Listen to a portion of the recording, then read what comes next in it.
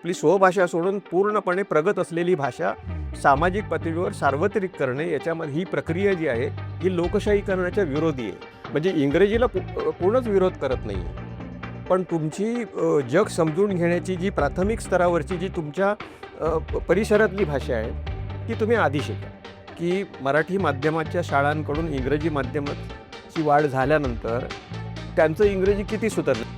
आता इंग्रजी ही भारतातील सर्वाधिक सक्तीची भाषा आहे आणि सर्वाधिक आसक्तीची देखील भाषा आहे, प्रेमाची देखील भाषा आहे. तर भाषा इतक्या मोठ्या प्रमाणामध्ये बदलू शकेल आणि भाषेमध्ये इतके अपप्रयोग आणि व्हेरिएशन्स येतील, खूप येतील आणि आपली भाषा आपल्याच हयातीमध्ये आपल्याला समजेल अशी होईल.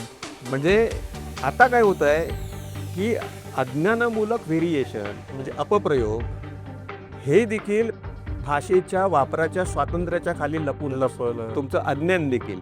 काही जण असं या दृष्टिकोनातून पाहू शकतात की बहुजनांना याच्यापासून शिक्षणापासून रोखण्यासाठी आता इंग्रजीमध्ये काय प्रकारची स्टँडर्डायझेशनची जी प्रोसेस आहे आपल्या चरितार्थाचं साधन म्हणून, आपल्या अभिव्यक्तीचं साधन म्हणून आणि आपल्याला एक सामाजिक प्रतिष्ठा देणारं एक माध्यम म्हणून आपण पाहत नाही. आम्ही मराठीच्या संदर्भामध्ये मराठी शाळांच्या संदर्भामध्ये खूप काम करतात, खूप वर्ष काम करतात. पण मराठी शाळांच्या संदर्भामध्ये मराठीतला पालक वर्ग हा आमच्या बाजूने पूर्णतः नव्हता.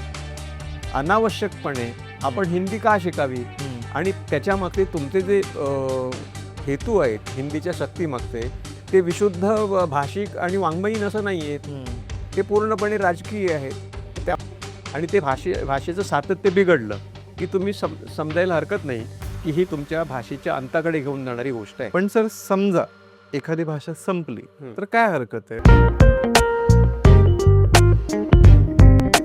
नमस्कार, इंडी जर्नलच्या इंडी चॅट या कार्यक्रमात एका विशेष चर्चेमध्ये आपलं सगळ्यांचं पुन्हा एकदा स्वागत. आपण अनेकदा भाषा हा विषय कव्हर केलेला आहे, वेगवेगळ्या पद्धतीनं त्याच्यावर चर्चा केलेली आहे.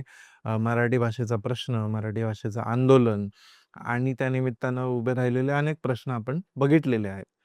पण भाषेचं काही धोरण असतं का?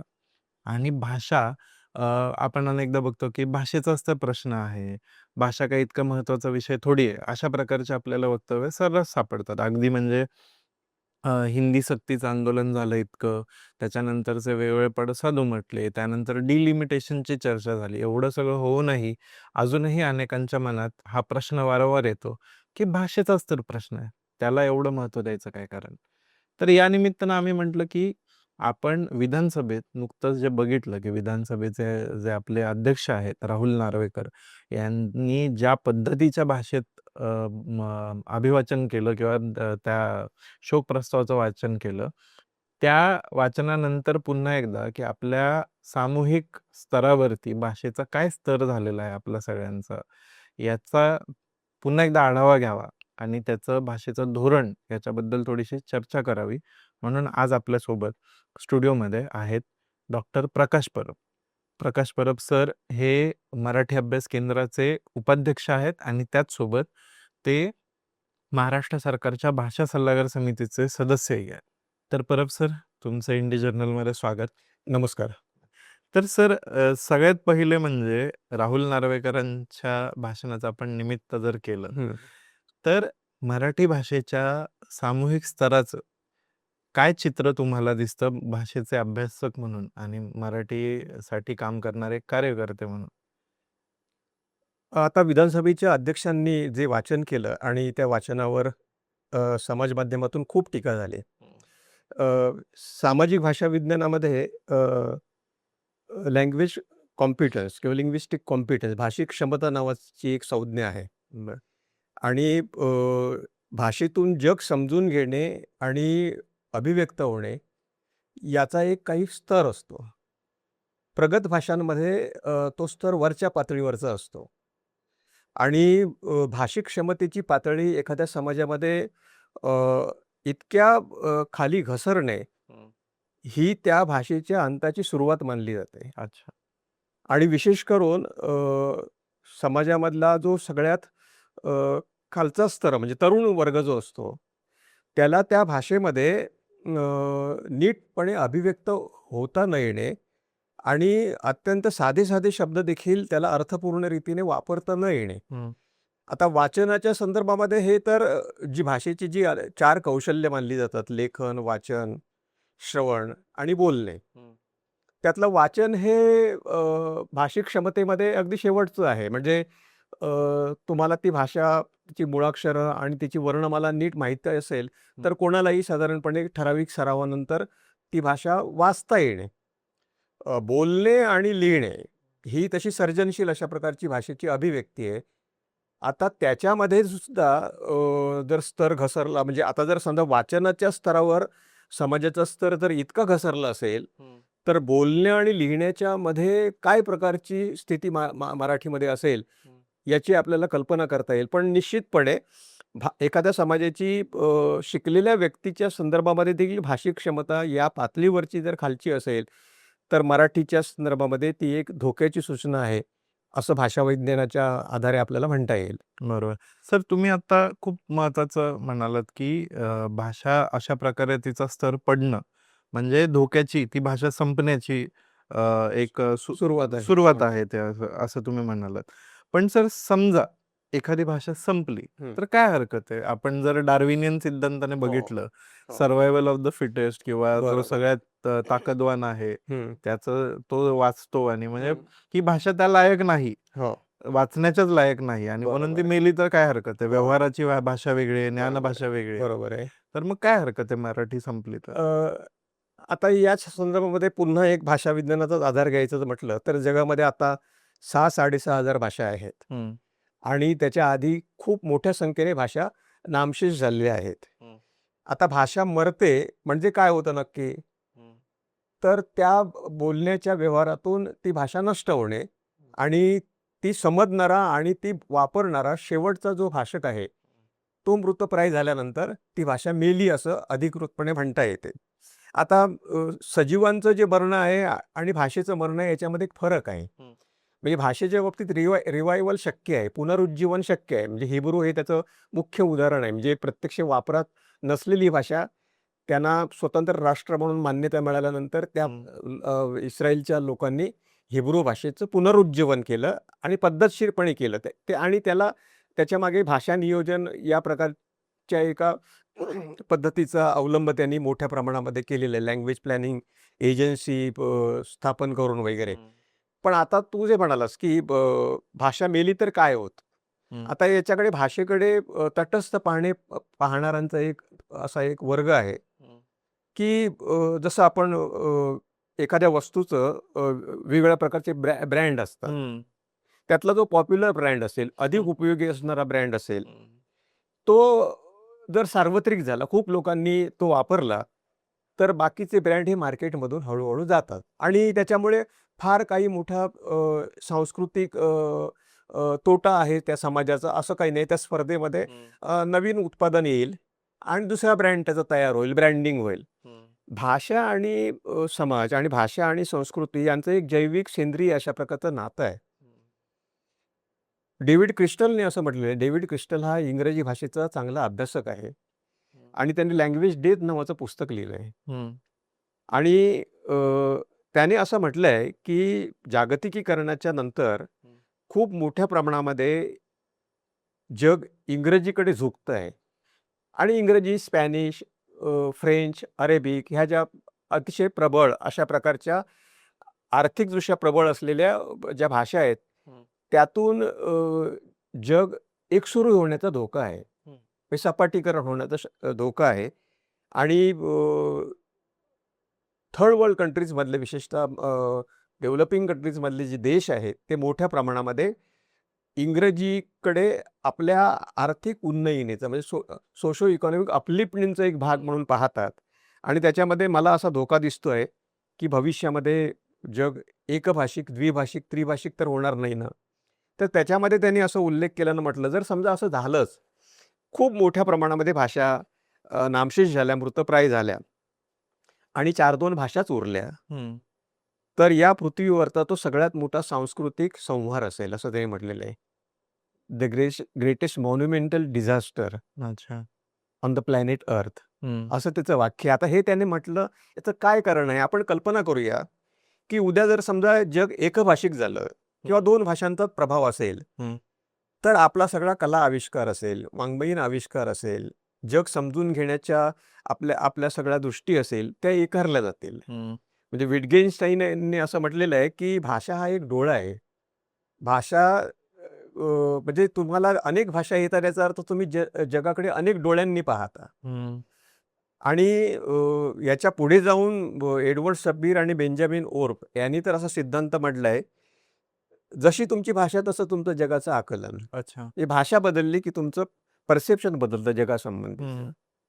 त्यामुळे भाषा तुम्हाला जगाकडे पाहण्याची, जग समजून घेण्याची, जगासंबंधीची तुमची जाणीव व्यक्त करण्याची एक स्वतंत्र खिडकी आहे, दृष्टी आहे. त्यामुळे भाषा संपणे म्हणजे जगाकडे समजून घेण्याचा एक मार्ग संपणे. हं. त्यामुळे भाषिक विविधता हा जगातल्या सांस्कृतिक विविधतेचा मूलाधार आहे.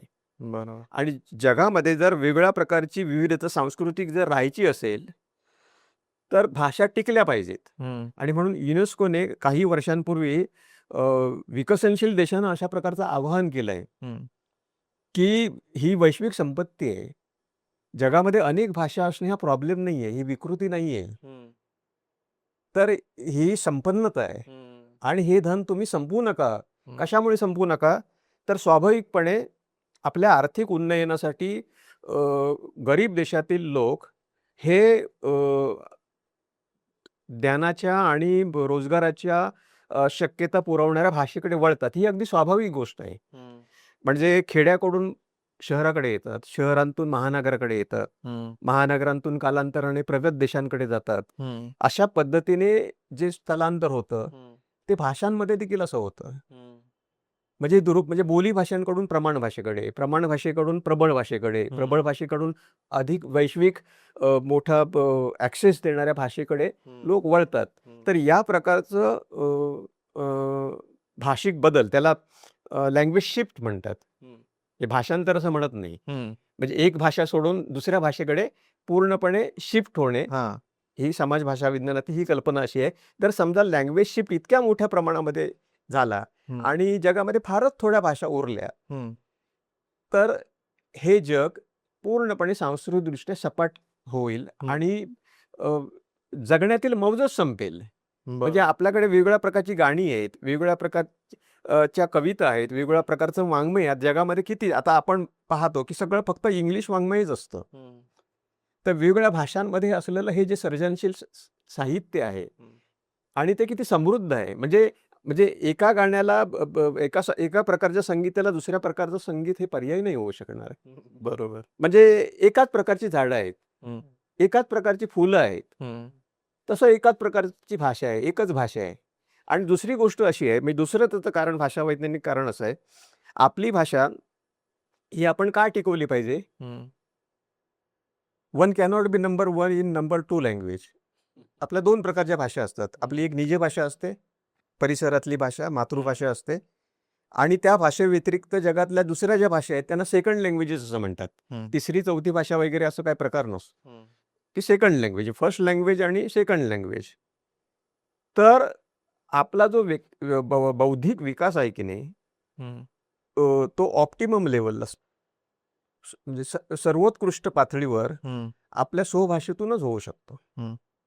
आणि हे आपल्याला असं दिसतंय म्हणजे, की आपण मातृभाषेतून शिक्षणाकडून आपण शिफ्ट झाल्यानंतर आपल्या समाजाची बौद्धिक, वैचारिक हं. जी उंची आहे ती कमी-कमी होत गेलेली आहे. मगाशी हं. पहिल्याच या प्रश्नाचं जी सुरुवात आहे, की भाषिक क्षमतेचा संबंध इथे आहे. हं. आणि मग आपण असं बघू, की 90च्या दशकानंतर इतक्या मोठ्या प्रमाणामध्ये इंग्रजी माध्यमाच्या शाळा वाढल्या. हं. सेमी इंग्लिशच्या शाळा झाल्या. हं. पहिलीपासून इंग्रजी आपल्याकडचे लोक शिकायला लागलेत.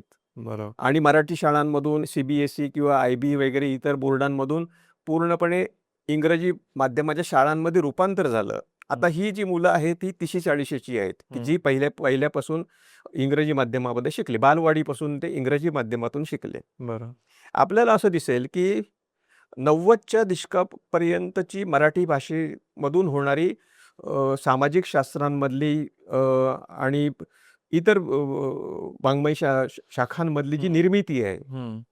संशोधनाच्या पातळीवरची, ती घसरलेली आहे. म्हणजे विज्ञान आणि तंत्रज्ञानाच्या विशेषतः उपयोजित विज्ञानाच्या संदर्भामध्ये आपली निर्मिती चांगली आहे, म्हणजे बऱ्यापैकी आहे त्या ह्याच्यामध्ये. पण जिथे स्वतंत्रपणे विचार करण्याचा संबंध येतो, नवीन संकल्पना, नवीन सिद्धांत मांडण्याचा संबंध येतो, अशा प्रकारच्या वाङ्मय व्यवहारामध्ये आपला जो दर्जा आहे, म्हणजे आपली जी प्रॉडक्टिव्हिटी आहे, ती मातृभाषेपासून तुटल्यामुळे आपली कमी झालेली आहे. अच्छा. त्याच्यापूर्वी आपल्याला असे सगळे स्टॉलवर दिसतात वेगवेगळ्या हां, प्रकारचे, की बरोबर. जे मातृभाषेतून शिकलेले आहेत. बरोबर. आता एखादं अपवादात्मक असं उदाहरण सांगता येईल, की जे बायलिंग्वल आहेत. हं. पण बायलिंग्वलिझम हा काही युनिव्हर्सल नाही होऊ शकत. संपूर्ण समाज काही अ, अ, या या पद्धतीचा परफॉर्मन्स 2 भाषांमध्ये देऊ शकणार नाही. हं. दुसरी एक गोष्ट अशी आहे, म्हणजे त्याच्यामध्ये आणखी एक त्याच्यामध्ये पदर असा आहे, भाषा वैज्ञानिक अभ्यास आहे, की एखाद्या समाजाची एक अभाषा असेल हं. आणि त्यांनी असं ठरवलं, की अभाषा ही मागासलेली आहे. त्याच्यामध्ये शब्दसंग्रह आणि एकूण ज्ञान, विज्ञान, तंत्रज्ञान याची परिभाषा देखील कमी आहे. आणि त्या भाषेतून काही प्रगल्भ अशा प्रकारचा विचार मांडायचा झाला तर मर्यादा पडतात. हं. तर आपण ही भाषा जी प्रगत आहे. आता उदाहरणार्थ इंग्रजी भाषा आहे. हं. इंग्रजी भाषेमध्ये सगळ्या प्रकारच्या ज्ञानाची साधनं आहे. हं? आणि ती डिजिटल याच्यामध्ये देखील बऱ्यापैकी प्रेझेंट असलेली भाषा आहे. मग आपल्या भाषेमध्ये अशा प्रकारची ज्ञानाची साधनं निर्माण करत बसण्यापेक्षा ही एक रेडीमेड तयार असलेली जर सिस्टीम असेल आणि आपल्याकडे इंग्रजांमुळे किंवा वासाहतिक कारणांमुळे, ऐतिहासिक वारशामुळे आपल्याला ती आयती जर मिळाली असेल, म्हणजे काही जण असं म्हणतात, की इंग्रजांच्या राजवटीतून आपल्याला चांगलं काय मिळालं असेल, तर इंग्रजी भाषा आपल्याला मिळाली आणि त्यामुळे इतर देशांना इंग्रजी च्या ज्ञानाच्या संदर्भामध्ये ज्या अडचणी आल्या त्या आपल्याकडे आल्या नाही, कारण आपल्याकडे खूप वर्षांपासून 18व्या-17व्या शतकापासून इंग्रजी आपल्या बरोबरीने आहे. मग ही प्रगत जी भाषा आहे, ती प्रगत भाषा ही आपण का स्वीकारू नये? म्हणजे काही लोकांनी इंग्रजी माध्यमातून शिकण्याऐवजी त्या शिकण्याचं सार्वत्रिकीकरण का करू नये? आता याच्यामधला धोका असा आहे, की भाषा बदलानंतर, लँग्वेज शिफ्ट झाल्यानंतर संपूर्ण समाज हा पूर्णपणे साक्षर होणार नाही. लोकशाहीकरण होणार नाही आणि त्याचं इंटेलेक्च्युअलायझेशन होणार नाही, म्हणजे बौद्धिकीकरण होणार नाही. अभिजनीकरण होईल. म्हणजे समाजातले 4-5% लोकच असे आहेत, की ते कोपअप करतील, इंग्रजीवर प्रभुत्व संपादन करतील आणि इतर लोकांवर वर्चस्व गाजवतील. आज देखील हेच झालेलं आहे, की इंग्रजी माध्यमाच्या शाळा वाढल्यानंतर खूप मोठ्या प्रमाणात, म्हणजे आज असं आपल्याला म्हणता येईल, की 10 ते 12% लोक इंग्रजीचा वापर करतात राष्ट्रीय पातळीवर, जे एकेकाळी 3-4% होते. त्याच्यापेक्षा वाढत नाही. आणि त्याच्यामध्ये ड्रॉपआउटचं प्रमाण खूप वाढलं. ज्ञानाच्या निर्मितीच्या प्रक्रियेमधून एक मोठा वर्ग हा पूर्णपणे ड्रॉपआउट झाला, बाहेर पडला आणि काही जणांचा फायदा झाला. त्यामुळे ही अ, अ, अ, आपली स्वभाषा सोडून पूर्णपणे प्रगत असलेली भाषा सामाजिक पातळीवर सार्वत्रिक करणे, याच्यामध्ये ही प्रक्रिया जी आहे, ही लोकशाहीकरणाच्या विरोधी आहे. हा त्यातला धोका आहे. मला या तुमच्या मांडणीमधून 2 मुद्दे सापडतात. त्यातला मी पहिला आत्ता विचारतो, की आता तुम्ही इंग्रजीबद्दल बोललात. हो. एक नक्कीच त्याच्यातला दृष्टिकोन हा जो तुम्ही म्हणताय तो, की एक अभिजनीकरण होतं आणि त्याच्यावरती वर्चस्वाचं एक हे तयार होतं. त्याच्यावरती काय म्हणतात त्याला, एक कंपू तयार होतो त्याचा. बरोबर.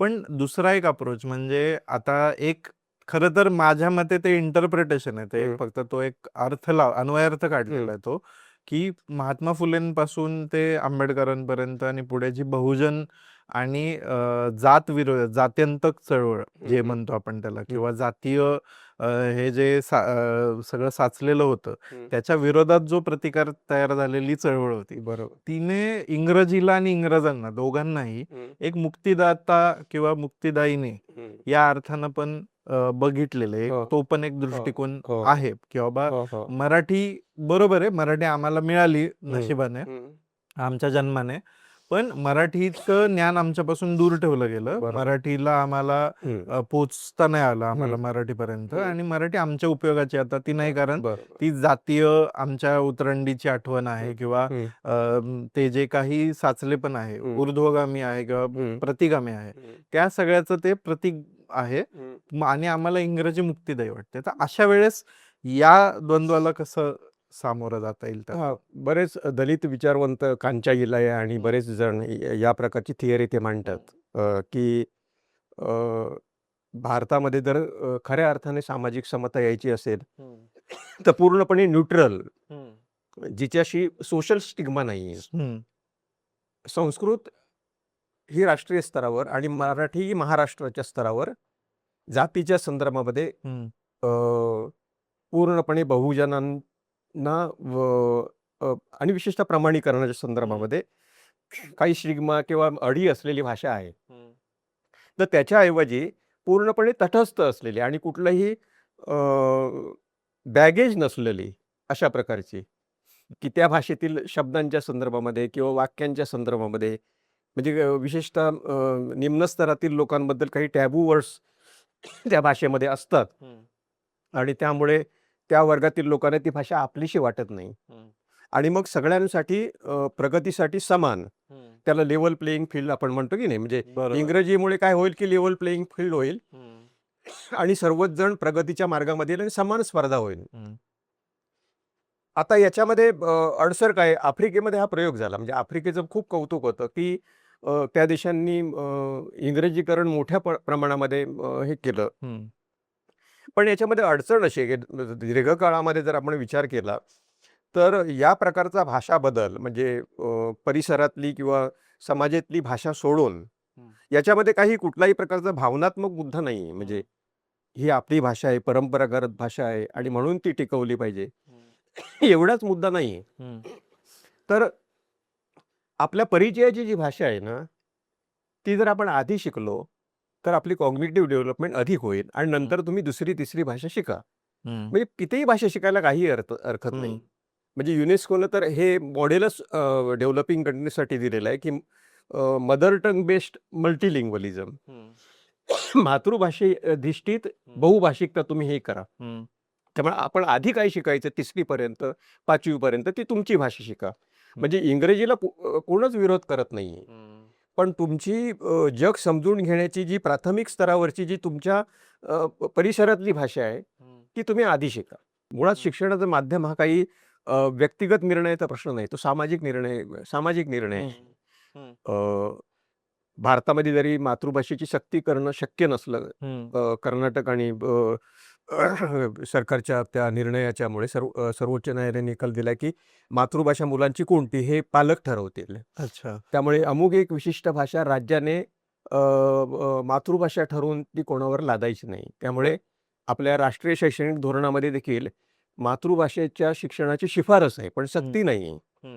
तर त्याच्यामध्ये सुद्धा युनेस्कोचं म्हणणं असं आहे की मातृभाषेतून तुम्ही प्राथमिक शिक्षण किमान घ्या, शालेय शिक्षण घ्या आणि नंतर मग दुसरी, तिसरी भाषा ही टप्प्याटप्प्याने घ्या. हे शास्त्रीय आहे म्हणजे मॉडेल. म्हणजे हे प्रूव्ह झालेलं आहे, की ज्यांनी या पद्धतीने शिक्षण घेतलेलं आहे ना, हं, त्यांची बौद्धिक क्षेत्रातली कामगिरी म्हणजे अमेरिकेमध्ये असे अनेक प्रकारचे अहवाल आलेले आहेत या प्रकारचे, की परभाषेमधून पूर्णपणे शिक्षण घेतलेले विद्यार्थी आणि या विशिष्ट टप्प्यांनी पहिली मातृभाषा आणि नंतर मग दुसरी भाषा किंवा तिसरी भाषा या पद्धतीने आणि मग त्यांचा नंतर दिसलेला परफॉर्मन्स याच्यामध्ये फरक पडतो. बरोबर. तर त्यामुळे ही जी एक लोकप्रिय धारणा आहे, की अमुक एक भाषा जर प्रगत असेल, तर काही लोकांना समाजातल्या लोकांना का वंचित ठेवावं? तर त्यांना वंचित ठेवण्याचा प्रश्नच नाही. तर त्यांना ती शिकवलीच पाहिजे. पण शिकण्याच्या संदर्भामध्ये शिक्षणशास्त्राचे, भाषाशास्त्राचे जे काही संकेत आहेत, हं, ते संकेत असं सांगतात, की त्यांची जर बौद्धिक वाढ जर चांगली व्हायची असेल, हं. तर ती टप्प्याटप्प्याने पहिली भाषा आणि दुसरी भाषा ही तुम्हाला शिक्षणामध्ये आणावी लागेल. आपल्याकडे काय झालंय, की अ, खूप आधीपासून सगळ्यांना इंग्रजी यायला पाहिजे. हं, म्हणून ती आधी पहिलीपासून इंग्रजी त्याने केली. तेवढं करून देखील मुलं 12वी नंतर 10वी नंतर त्यांना इंग्रजी येत नाही. मग आता काय करायचं, की ज्या मराठी शाळा आहेत त्या पूर्णपणे कन्व्हर्ट करायच्या इंग्रजीमध्ये. म्हणजे आता सगळेच विषय त्याच्यामध्ये यायचे.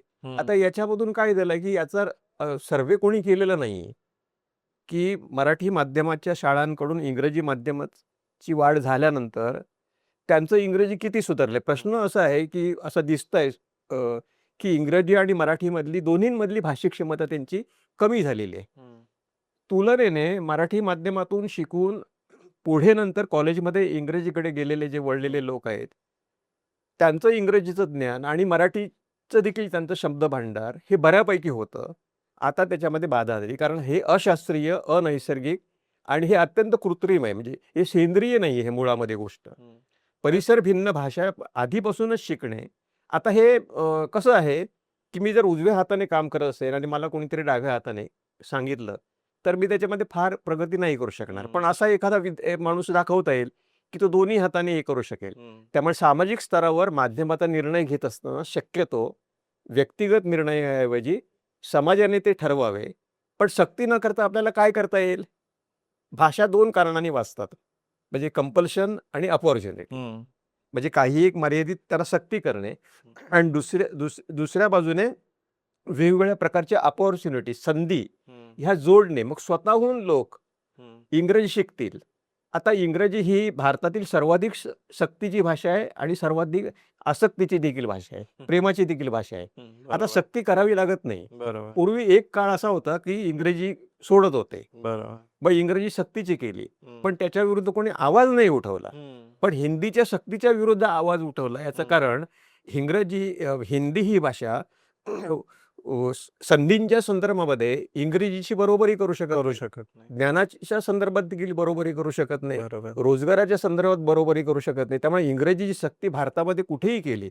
किंबहुना आता युनेस्कोच्या पाहणीच्या अहवालामध्ये असंही आढळलं आहे की जगातले 40% मुलं ही मातृभाषेच्या शिक्षणापासून वंचित आहेत. आता ही 40% सगळी आपल्या इच्छेविरुद्ध वंचित असतील असं नाहीये.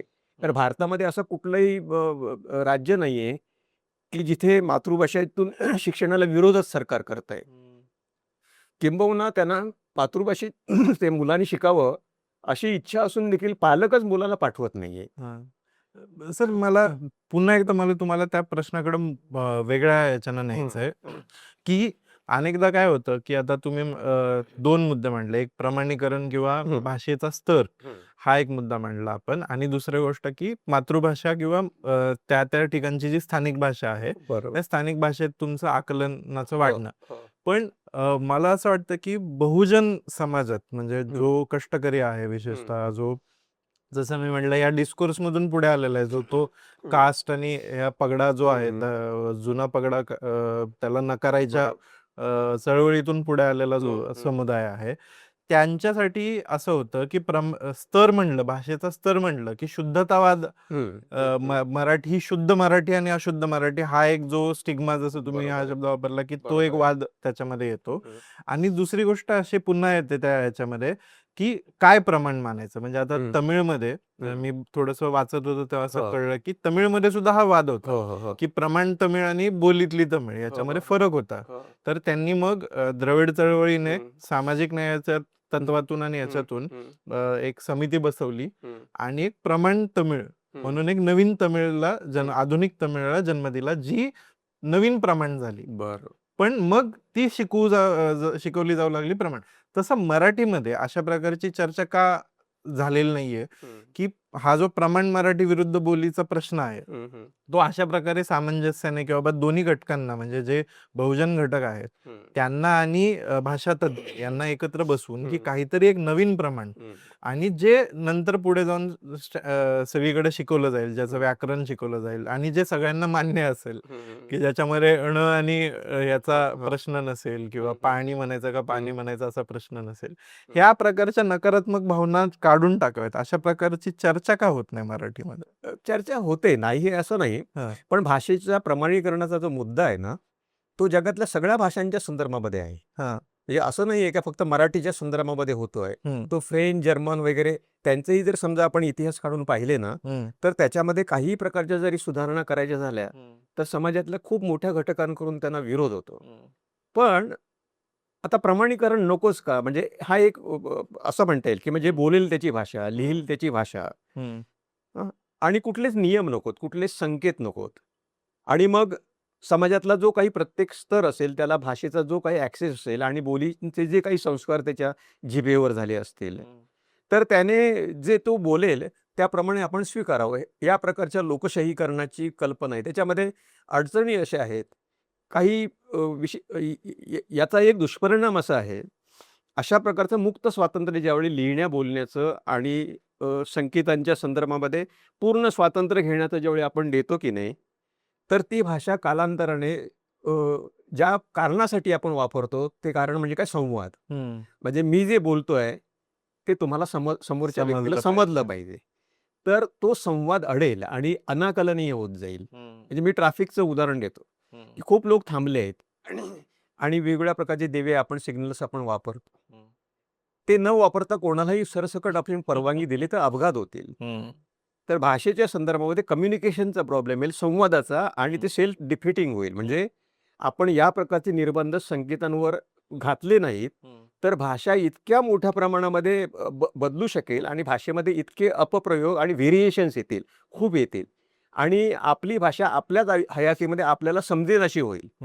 त्यामुळे एका बाजूने भाषेची किमान परिवर्तनशीलता जपून, म्हणजे भाषा ही अजिबात बदलू नये असं नाही, भाषेमध्ये खूप प्रकारचं स्वातंत्र्य देखील त्यांना दिलं पाहिजे.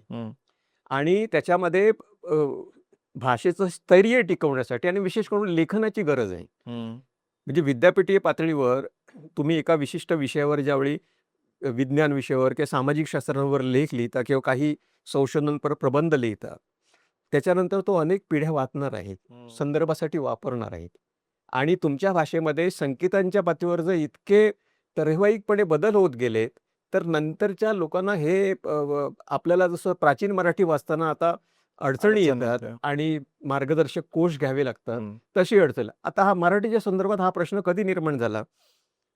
1960 साली महाराष्ट्र राज्य स्थापन झाल्यानंतर पहिला प्रश्न हा प्रमाणीकरणाचा आला. याचं कारण असं आहे की महाराष्ट्राच्या वेगवेगळ्या भागांमध्ये शुद्धलेखनाचे वेगवेगळे नियम होते. विदर्भात वेगळे होते, पुण्यात वेगळे होते, मराठी साहित्य परिषदेचे, पुणे विद्यापीठाचे वेगळे होते नियम, विदर्भ साहित्य संघाचे वेगळे होते, मुंबई विद्यापीठाचे देखील नियम वेगळे होते. त्यामुळे ज्यावेळी पाठ्यपुस्तकं छापण्याचा विचार आला मराठीमध्ये, शालेय शिक्षणामध्ये किंवा वेगळ्यामध्ये, वर्तमानपत्रामध्ये कोणती भाषा वापरायची, कोकणातल्या लोकांनी नासिक्य उच्चार करून याच्यावर अनुस्वार द्यायचा का, किंवा वेगवेगळ्या प्रकारचे प्रश्न आले. त्यावेळी यशवंतरावजी चव्हाणांनी काय केलं की हा मोठा जटिल प्रश्न आहे, हा प्रश्न काही सरकारने सोडवण्यासारखा नाही. तर त्यांनी दत्तोपंत पोतदार हे जे मसापाचे त्यावेळेचे अध्यक्ष होते त्यांना बोलवलं आणि त्यांना सांगितलं की संपूर्ण महाराष्ट्राच्या वेगवेगळ्या बोली भाषांमधून आपल्याला अशी एक प्रमाण, अशी एक व्हरायटी नाही का निर्माण करता येणार, आणि हे काय प्रत्येकाचे वेगवेगळ्या प्रकारचे शुद्धलेखनाचे वेगवेगळे नियम, म्हणजे मला विदर्भातल्या लोकांशी काही लिहून पाठवायचं असेल तर मासिकामध्ये, तर त्यांचे नियम मला अनुसरावे लागतील. इकडे मुंबई विद्यापीठ जे परीक्षा घेतात, तर हा मोठा प्रश्न आहे. त्यामुळे प्रमाणीकरण ही एका काही मर्यादेपर्यंत गरज आहे. आणि मग त्यांनी काय केलं, तर मराठीमध्ये आपले 1962 साली मराठीतले पहिले शुद्धलेखन, म्हणजे जुनं शुद्धलेखन होतंच, म्हणजे ते 19व्या शतकापासूनचं होतं. त्या शुद्धलेखनाचा पुनर्विचार करून मराठीमध्ये 1962 साली आणि नंतर मग 1972 साली सुधारित अशा प्रकारचं शुद्धलेखनाला प्रमाणीकरणाला खूप मोठ्या प्रमाणामध्ये आलं. पण त्याच्यामध्ये अशी एक टीप लिहिली होती की या प्रमाण लेखनाच्या व्यतिरिक्त जर कोणी काही वेगळ्या प्रकारचं लेखन केलं तर ते दंडार्ह मानू नये. म्हणजे ते स्वातंत्र्य तुम्हाला आहे. म्हणजे आता काय होत आहे की अज्ञानामूलक व्हेरिएशन, म्हणजे अपप्रयोग, हे देखील भाषेच्या वापराच्या स्वातंत्र्याच्या खाली लपून तुमचं अज्ञान देखील. काही लोक असेही आहेत मराठीमध्ये की जे हेतुपुरस्सर जुन्या शुद्ध लेखनाप्रमाणे आपले लेख लिहितात आणि संपादकांना सांगतात की हे मी जुन्या लेखन पद्धतीप्रमाणे आहे. तर त्यामुळे आपल्या भाषेतील लेखनाचे संकेत हे आपल्याला माहिती असले पाहिजेत, उच्चाराचे संकेत माहिती असले पाहिजे. त्यामुळे व्याकरणच नको, शुद्धलेखनच नको किंवा प्रमाणीकरणाचे संकेतच नको, अशा प्रकारची टोकाची भूमिका आपल्याला घेता येणार नाही. पण इतकंच आहे की शिक्षणाचं सार्वत्रिकीकरण करत असताना, बहुजनांना ह्या शिक्षणाच्या मुख्य प्रवाहामध्ये आणत असताना प्रमाणीकरणाचा जो अतिरेक केला जातो तो टाळणं आवश्यक आहे. त्यामुळे हा जो उदारमतवादी दृष्टिकोन आहे, भाषेचा मुख्य उद्देश आहे की संभाषण, संवाद, संप्रेषण, त्याच्या मुळाशी येईल अशा प्रकारचे कुठलेही निर्बंध भाषेमध्ये तडकाफडकी आणि शक्यतो करू नयेत. फार सुधारणा होत नाहीत. आता इंग्रजीमध्ये इंग्रजीचे उच्चार आणि इंग्रजीची वर्णमाला यांच्यामध्ये खूप विसंवाद आहेत. 26 अक्षरामध्ये बसणार नाही. बरोबर. इंग्रजीचे जे फोनिम्स आहेत म्हणजे मूलध्वनी आहे ते 44 आहेत आणि त्यांना रिप्रेझेंट करणारी अक्षर आहेत ती 26 आहेत. त्यामुळे आ, ॲ वगैरे याच्यासाठी स्वतंत्र अक्षर नाही. अक्षर मराठीमध्ये आहे. आपली देवनागरी लिपी ही बऱ्यापैकी फोनेटिक आहे. फोनेटिक या प्रकारे आहे. त्यामुळे यथोच्चार लेखन आपल्याला करता येतं. पण तरी सुद्धा आपल्याला त्याच्यामध्ये आपण ऱ्हस्व दीर्घ वगैरे आहे. काही जणांना ऱ्हस्व दीर्घाच्या संदर्भात देखील. पण शेवटी अर्थभेदकता आणि आता प्रमाणीकरणाचं आणि शुद्धलेखनाचं एक प्रयोजन असं सांगतात, की तुम्ही जे बोलताय किंवा लिहिताय अगदी त्याच नेमक्या अर्थाने वाचणाऱ्याला आणि ऐकणाऱ्याला समजत नाही.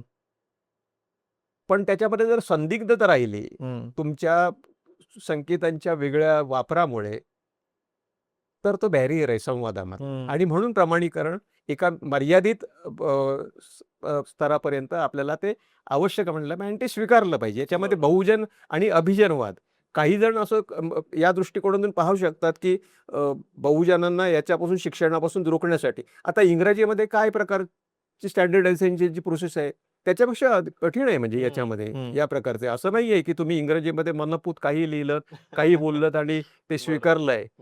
इंग्रजी ही काही तशी लिबरल भाषा नाही आहे या प्रकारच्या याच्यामध्ये. बरोबर.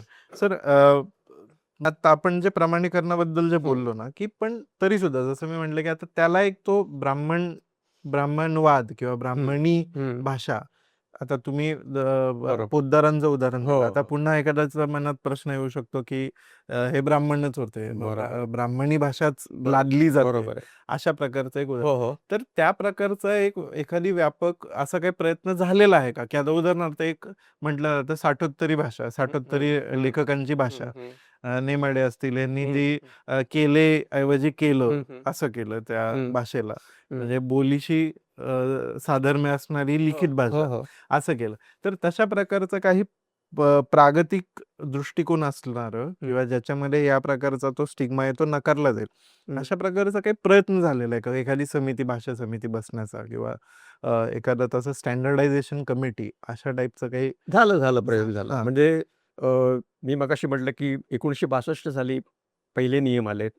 नंतर 72 साली त्याच्यामध्ये एक 4 नियमांची भर टाकून 18 नियम आलेत.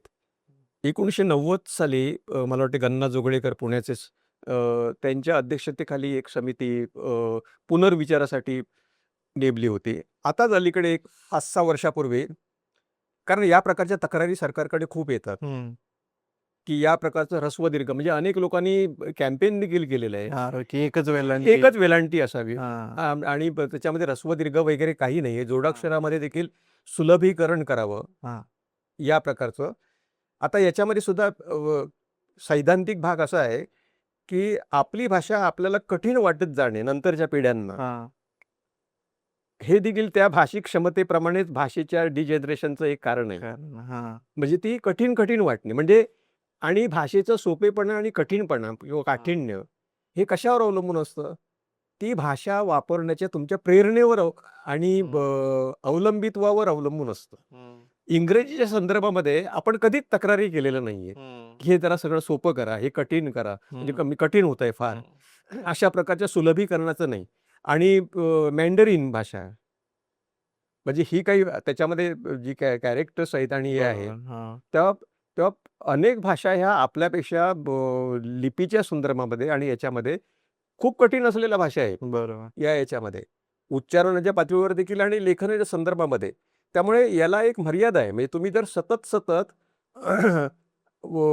तुमच्या वापराच्या प्रेरणा क्षीण झाल्यामुळे तुम्हाला एखादी भाषा कठीणच. आता बरेच लोक असं म्हणतात की इंग्रजी सोपी आहे, पण हे 73 काय 74 काय हे आम्हाला खूप कठीण वाटतं वगैरे. बरोबर. मध्यंतरी हाही एक प्रयोग झाला की 79, 21, 22 हे इंग्रजीचं हे सराव नवीन मुलांना झालाय, तर मराठीमध्ये 21, 22, 23 अशा पद्धतीचे बदल करण्याची एक आले. आणि त्याच्यामध्ये खूप मोठे अभ्यासक देखील आहेत की लहान मुलांना अवघड जातो. तुम्ही हे 29 वगैरे काय म्हणतात आणि 39 वगैरे याच्यामधला काही फरक पटकन कळत नाही. हे कशामुळे पुन्हा हे भाषिक क्षमतेशीच निगडीत आहे आणि भाषा शिकण्याच्या प्रेरणांच्या संदर्भामध्ये आहे. जी भाषा ज्या भाषेला प्रतिष्ठा नाही, जी भाषा मला भविष्यात उपयोगाचीच नाही आहे, असं मला वाटतंय, हं. लँग्वेज ॲटिट्यूडचा भाग आहे. त्या भाषेच्या संदर्भामध्ये मी फार कष्ट न घेताच न घेता. आता हिंदी ज्या कॅज्युअली आपण वापरतो, हं. पण इंग्रजीच्या संदर्भामध्ये आपण कॉन्शियस होतो, लगेच होतो. कॉन्शियस होतं. हो. कारण तिथे ऐकणारे आणि त्याचा जो आर्थिक याचा सामाजिक स्तर आहे, तो वेगळा आहे. वेगळं आहे. म्हणजे आणि बऱ्याच वेळा असंही होतं, की मराठीच्या वापरामध्ये संदर्भामध्ये आपण पुरेशी काळजीच घेत नाही. हं. किंबहुना मराठी अ, अ, च्या प्रमाण वापराच्या संदर्भामध्ये काही विधिनिषेधच पाळायचे नाहीत. अशा प्रकारचा काही लोकांचा ॲटिट्यूड असतो. तेव्हा प्रयत्न झाले, हं. पण सुलभीकरणाला की नाही शेवट नाहीये. म्हणजे किती तुम्ही सोपी करत जाणार. या दुसरा एक प्रयोग त्याच्यामध्ये असा झाला, की याच ह्याच्या प्रयत्नातून एस्परंटो नावाची एक भाषा या प्रकारची ही कृत्रिम भाषा. ह्या सगळ्या भाषा ज्या आहेत आपल्या या स्वाभाविक मानवी विकासाच्या प्रक्रियेमध्ये निर्माण झालेल्या आहेत. बरोबर. 1-2 व्यक्तींनी एकत्र येऊन रिसर्च करून ठरवून केलेल्या नाही आहेत या भाषा. आपल्याला परंपरेने मिळाल्या आहेत आणि खूप वर्षांची त्यांची निर्मितीची प्रक्रिया आहे. तर एस्पेरंटो ही हा प्रकारचा प्रयोग आहे, की छोटी-छोटी वाक्य हं. आणि अ, अ, वर्णमाला लेखन वगैरे लिपी याच्यामध्ये सुद्धा फार काठिण्य नाहीये या प्रकारचं. तर पण ही भाषा सार्वत्रिक झाली नाही, स्वीकारली गेली नाही. अच्छा. कारण प्रत्येक भाषेचा जो एक सांस्कृतिक सेंद्रिय असा जो संबंध असतो, हं. तो हे एस्पेरंटोला कृत्रिम भाषेला नाहीये. नाहीये. तर त्यामुळे ती स्वीकारली गेली नाही. त्यामुळे आपली भाषा कठीण असे, सोपी असे, तर त्याच्यामधले काय करायचं, की आपली ताकद वाढवायची. हं. शिकण्याची, शिकण्याच्या संदर्भामधली. आता मराठीच्या संदर्भामध्ये जो प्रश्न येतो आहे प्रमाण वापराच्या संदर्भामधला, तो माझ्या मते त्या भाषेच्या संदर्भातला जो ॲटिट्यूड आहे, म्हणजे भाषेची अभिवृत्ती आहे, त्याच्यामध्ये हा प्रॉब्लेम आहे.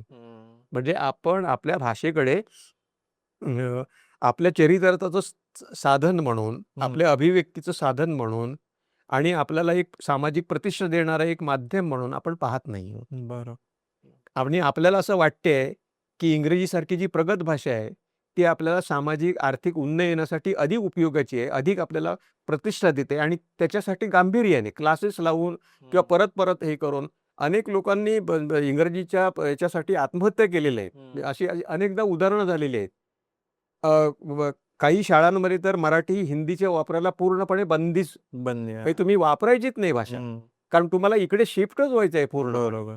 त्यामुळे ह्या प्रकारचा जो दृष्टिकोन आहे ना, तो त्याच्यातून येतो. त्यामुळे कोणतीही भाषा सोपी करावी, जरूर आहेत. म्हणजे मराठीच्या शुद्धलेखनामध्ये प्रमाण वापराच्या संदर्भामध्ये अनेक प्रकारचे प्रश्न आहेत. पण जगामध्ये भाषेच्या प्रमाणीकरणाचा इतिहास असं सांगतोय, की बहुतेक सगळ्या भाषा ह्या या बाबतीत सुधारणांच्या बाबतीत ऑर्थोडॉक्स आहे. आणि त्याला त्याला एक कारण असं आहे, की सगळा सांस्कृतिक आणि लिखित असा जो ठेवा आहे ना, बरोबर. तो पुढे कॅरी करण्यामध्ये अडचणी निर्माण होऊ शकतात. तुम्ही आता थोडे तरी बदल केले शब्दांमध्ये आणि लिहिण्याच्या ह्याच्यामध्ये. कारण आता आपल्याला मराठीचा पूर्ण सांधा आपल्याला आहे. पण आता 3, 4, 5 पिढ्यांनी ज्यावेळी हा सांधा तुटेल आणि 10-20 वर्षापूर्वीचं साहित्य त्यांच्या समोर येईल, तर त्यांना ते वाचणं आणि समजून घेणं अवघड होईल. अवघड होईल. त्यामुळे भाषेचं स्थैर्य टिकवण्यासाठी, कंटिन्युटी टिकवण्यासाठी म्हणून भाषेमध्ये खूप मोठ्या प्रमाणाचे संरचनात्मक, व्याकरणातले बदल, हे कर्ता, क्रियापद वगैरे याच्या संदर्भातले बदल हे केले जात नाही. बरोबर. नैसर्गिक प्रक्रियेमध्ये बदल झालेत, तर हळू ते स्वीकारले जातात. अशा प्रकारचं हे आहे. सर शेवटचे 2 प्रश्न. हो. एक सिद्धांत मांडला जातो, की आता याच गोष्टीमध्ये, की भाषेचा सुद्धा काही एक साम्राज्यवाद असू शकतो. काही प्रकारचा एक प्रकारचा वसाहतवाद असू शकतो. आणि त्या अर्थाने हिंदीच्या निमित्तानं तो प्रश्न वारंवार बोलला गेला. तर काही जण म्हणतील, की तुमचा इंग्रजीला तुमचं समर्थन आहे, मात्र जी स्वतःची भाषा आहे देशातली त्या हिंदीला मात्र तुमचा विरोध आहे. तर मग हे हिंदीच्या साम्राज्यवादाचं, हिंदी इम्पिरियलिझम ज्याला दक्षिणेतल्या अनेक विचारकांनी, तमिळ विचारकांनी त्याला तो शब्द वापरलेला आहे, हिंदी इम्पिरियलिझम. तर मग हे हिंदी साम्राज्यवाद म्हणून बघायचं का आपलीच एक भाषा शिकली तर काय हरकत आहे, असं म्हणून बघायचं त्याच्याकडे? आता पहिलीपासून महाराष्ट्र सरकारने ज्यावेळी हिंदी सक्तीचा करण्याचा शासन निर्णय काढला की नाही, आम्ही मराठीच्या संदर्भामध्ये, मराठी शाळांच्या संदर्भामध्ये खूप काम करतात, खूप वर्ष काम करतात. पण मराठी शाळांच्या संदर्भामध्ये मराठीतला पालक वर्ग हा आमच्या बाजूने पूर्णतः नव्हता. कारण तो आर्थिकदृष्ट्या म्हणजे कारण त्यांचे आर्थिक हितसंबंध इंग्रजी भाषेशी जडलेले होते. हं. आणि त्यामुळे मराठीच्या माध्यमाच्या संदर्भामध्ये पालकांचा जो कल होता तो पूर्णपणे इंग्रजीकडे होता. पण हिंदीची सक्ती ज्यावेळी झाली की नाही, त्याला 2-3 कंगोरे आहेत. एक म्हणजे अ, इंग्रजी आणि मराठीच्या संदर्भामध्ये हिंदी ही सांस्कृतिकदृष्ट्या आणि तिची सामाजिक आर्थिक पार्श्वभूमी आहे ही पूर्णपणे वेगळी होती. आता साम्राज्यवादाचा संबंध भाषेच्या द्वारे येतो का? तर येतो. म्हणजे पहिलीपासून हिंदीची सक्ती ही केवळ भाषेची सक्ती नव्हती. हं. तर त्या भाषेच्या पाठीमागे असलेली जी एक अ, वसाहतवादी मानसिकता आहे, हं.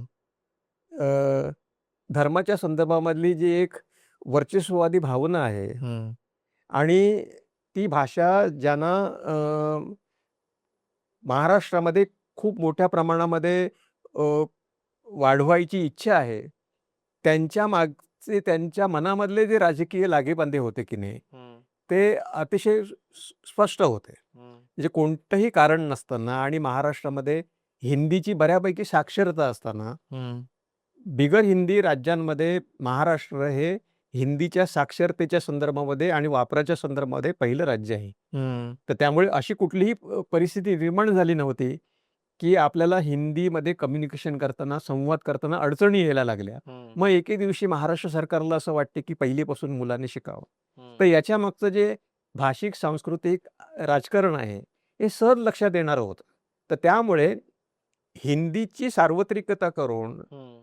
उत्तर भारतीय जे राजकारण आहे, ते त्याचं वर्चस्व महाराष्ट्रावर निर्माण करण्यासाठी म्हणून ते होते. त्यामुळे मोठ्या प्रमाणामध्ये म्हणजे ज्यावेळी आम्हाला इंग्रजीशी भांडत असताना म्हणजे आता हा इंग्रजी हिंदीचा म्हणजे इंग्रजीला विरोध नाही, पण हिंदीला का विरोध आहे?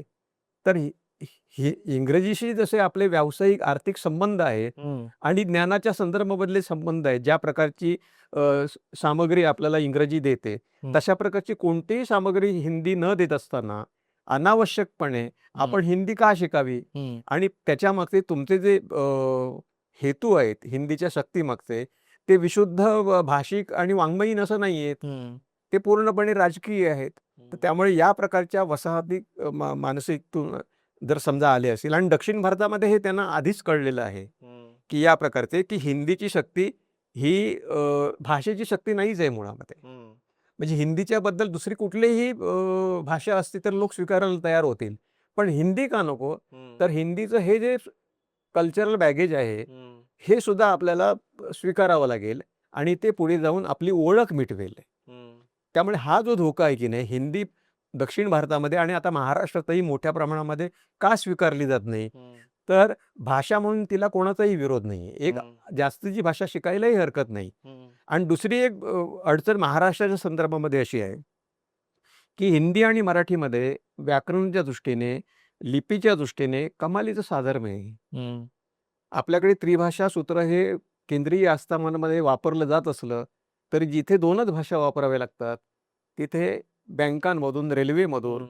फक्त इंग्रजी आणि हिंदीचाच हिंदीचा वापर वापर केला केला जातो. जातो. कारण मराठी माणसांना हिंदी समजते. असं ते गृहीत इथे हां. गृहीत धरतात. हां. आता हे जर असं होत असेल, तर तुमच्या मराठी भाषेचा अवकाश कमी होतो बरोबर. आणि पुढे जाऊन कोड मिक्सिंग होतं. म्हणजे काय होतं, की हिंदी ही जर समजा आपल्या सामान्य व्यवहारामध्ये सर्रासपणे वापरली गेली, तर थोडा फरक असलेली जी भाषा आहे, त्या भाषेमध्ये मुलांचा गोंधळ होतो हं. आणि हे मराठी बोलत असताना ते हिंदी खूप मोठ्या प्रमाणे वापरायला वापरतात आणि लागतात. हिंदीमध्ये त्यांच्या भाषेचे जे काही शब्द आहेत, हं. ते येऊ लागतात. त्यामुळे कुठलीही धड भाषा तुम्ही बोलू बोलू शकत नाही. शकत नाही. त्यामुळे महाराष्ट्राला म्हणजे तामिळनाडूला द्विभाषेची जितकी गरज आहे, त्याच्यापेक्षा अधिक गरज हं. महाराष्ट्राला 2 भाषांची अधिक गरज आहे. म्हणजे इंग्रजी आणि मराठी आहे. बरोबर. हिंदीची साक्षरता वेगवेगळ्या कारणांमुळे महाराष्ट्रामध्ये आहेच.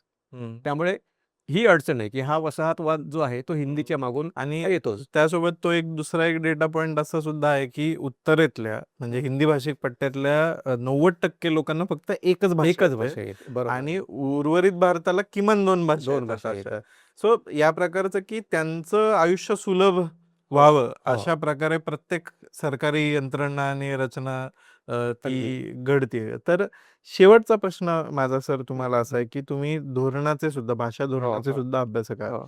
तर महाराष्ट्र सरकारनं स्वतःच्या ज्या भाषेबद्दलचं एक धोरण अवलंबलेलं आहे. मग त्याच्यामध्ये शाळांचा प्रश्न असेल, जसं आता आपण द्विभाषिक धोरणाबद्दल, 2 भाषा धोरणाबद्दल बोललो ते असेल, सार्वजनिक अवकाशातली मराठी असेल किंवा मराठी भाषेचा एकंदर स्तर असेल, मराठी सिनेमा नाटकं असतील, त्याची वेगवेगळी जी केंद्र असतील ते असेल. मराठी सिनेमाला सिंगल स्क्रीन थिएटर आता सगळीकडनं होय. संपुष्टात आलेलं आहे. मल्टिप्लेक्समध्ये जागा मिळत नाही. असं सगळंच आहे त्याच्यामध्ये भाषा व्यवहाराच्या पूर्ण धोरणामध्ये. तर तुम्हाला एकूण काय वाटतं, की काय आहे सरकारचं काय धोरण आहे मराठीबद्दलचं?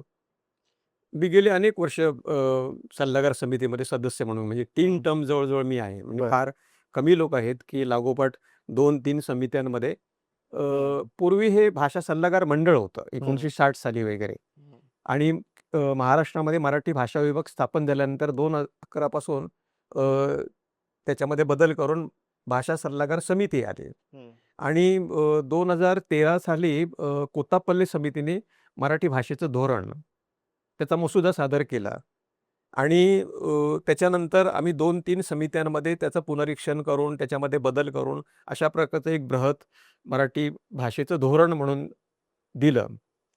पण 2 वर्षांपूर्वी सरकारने ते अंशतः स्वीकारलं आणि त्याचा एक जी-आर काढला.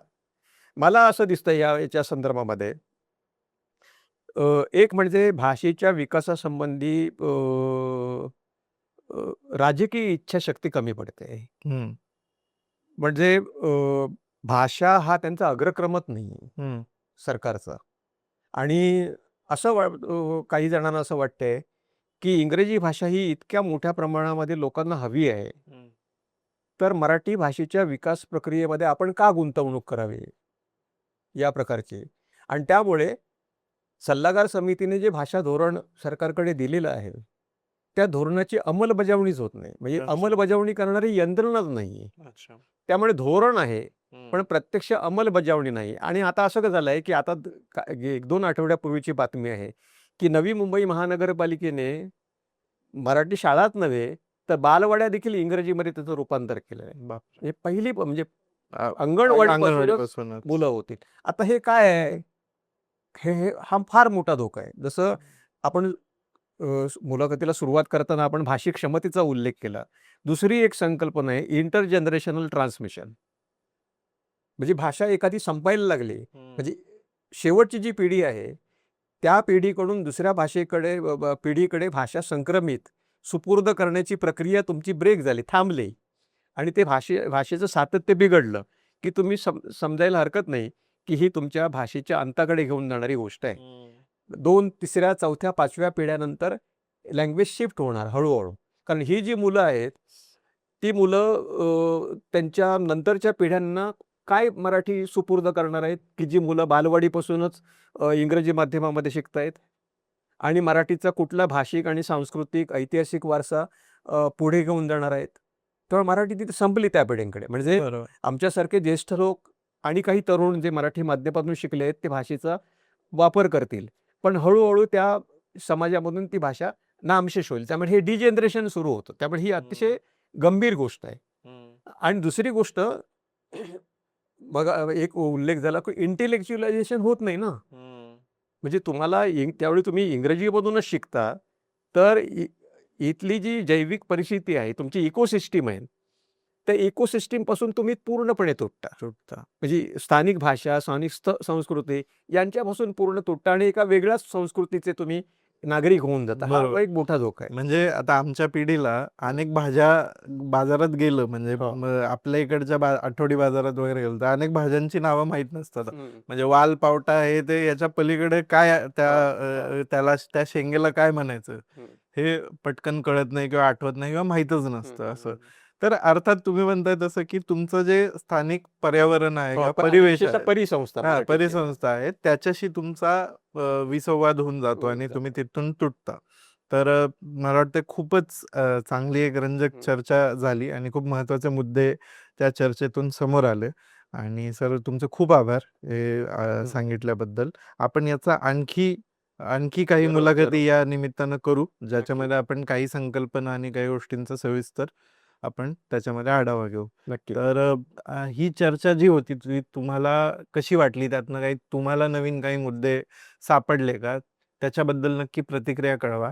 शेवटी भाषा जसं सर म्हणाले, की आता आपण असं म्हणत नाही कधी, की जगात एकच फूल असावं, जगात एकच डोंगर असावा, जगात जेवढं वैविध्य असेल, तेवढं सौंदर्य असेल, तेवढे दृष्टिकोन असतील, तेवढे नवीन रस्ते असतील एखाद्या दिशेला जाण्यासाठी आणि त्यासाठी आपली भाषा हे आपलं संचित आहे शेवटी मराठी भाषा आणि अर्थात त्याचे काही किचकट प्रश्न समोर आहेत त्याच्या, पण ते आपली जबाबदारी आहे, की त्यांना एकत्र येऊन संवादाच्या माध्यमातून त्यांना सोडवणं आणि आपण हात वर करून ही जबाबदारी सोडून देऊ शकत नाही आपल्या भाषेची.